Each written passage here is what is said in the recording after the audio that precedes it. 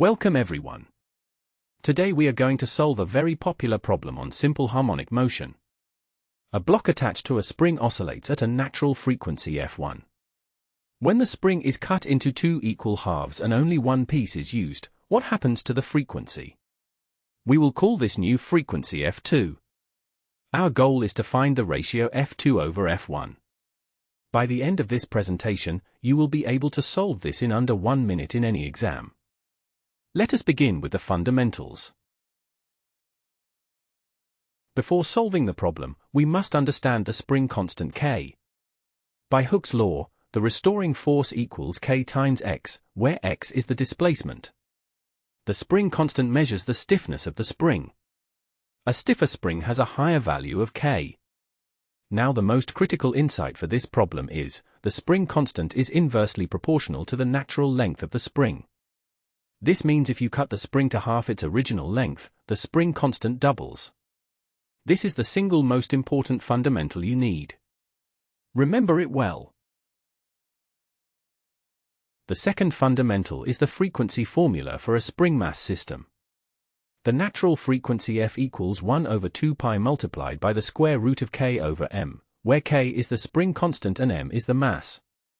The angular frequency omega equals the square root of K over m. 3 important points to remember. First, frequency is proportional to the square root of K. Second, frequency is inversely proportional to the square root of mass. Third, frequency does not depend on the amplitude of oscillation at all. The most powerful exam trick is the ratio method. When you take the ratio f2 over f1, the mass m and the 2 pi cancel out, leaving just the square root of k2 over k1. This makes the calculation extremely fast. Here is the actual problem. A block is attached to a spring and oscillates with natural frequency f1. The spring is then cut into two equal halves, and only one of those half springs is connected to the same block. The new frequency is called f2. We need to find the ratio f2 over f1. Read the problem carefully. Two key conditions: the spring is cut into equal halves, and only any half is used.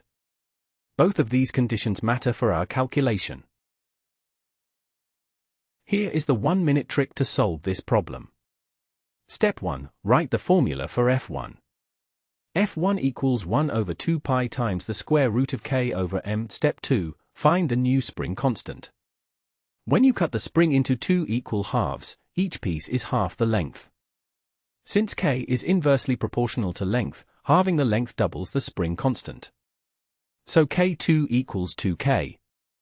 Step 3. Write f2. f2 equals 1 over 2 pi times the square root of 2K over m. Step 4. Take the ratio.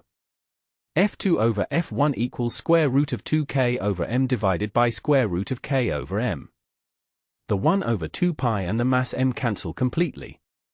You are left with the square root of 2. So f2 over f1 equals root 2, which is approximately 1.414. The frequency increases by a factor of root 2. Let us now verify this with the complete mathematical working. Step 1. The original frequency is f1 equals 1 over 2 pi times root K over m. Step 2. Cutting the spring into two equal halves means each piece has length L divided by 2. Step 3. Since K is inversely proportional to length, the new spring constant K2 equals 2K. Step 4. The new frequency f2 equals 1 over 2 pi times root 2K over m. Step 5 and 6. Taking the ratio, both the 1 over 2 pi and the mass m cancel completely, leaving just root 2. Therefore, f2 over f1 equals root 2. The physical reason is simple: a shorter spring is stiffer. A stiffer spring exerts a stronger restoring force, so the mass oscillates back and forth more quickly, giving a higher frequency. Let us talk about 4 common mistakes that students make with this type of problem.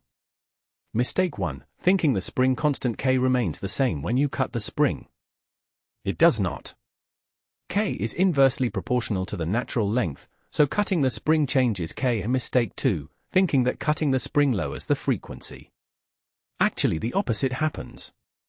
A shorter, stiffer spring oscillates faster. Mistake 3, writing F2 over F1 as K2 over K1 instead of the square root of K2 over K1. Frequency is proportional to the square root of K, not K directly. Mistake 4, trying to find the value of mass m, which is unnecessary. Since the mass does not change, it cancels perfectly in the ratio. Avoid these for mistakes and you will never get this type of question wrong. Let us summarize everything.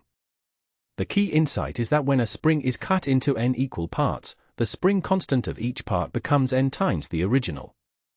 For this problem, n equals 2, so K2 equals 2K.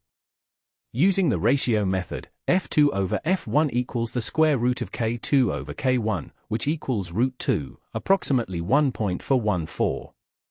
A very useful generalization: if the spring is cut into n equal parts and one part is used, the new frequency is root n times the original. Cut into 3 pieces and use 1, frequency multiplies by root 3. Cut into 4, frequency doubles. Memorize this generalization and you can handle any variation of this problem instantly. Thank you for watching. Good luck with your exams.